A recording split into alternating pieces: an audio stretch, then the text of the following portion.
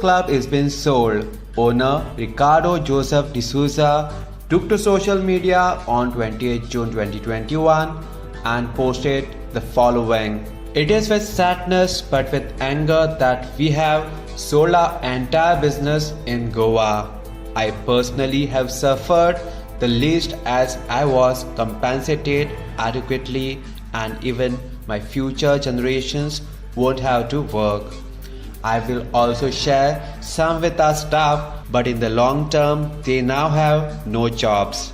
Can I please ask our officials to employ them, as I do not ever plan any more business in Goa.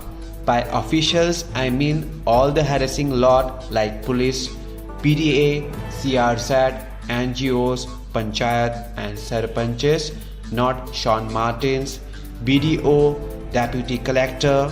I am very grateful to certain segments of the government like Dr. Sawant, the IAS officers, ex-staff, present staff, our neighbors, all my friends and family, and the common people of Goa who all contributed to this great brand called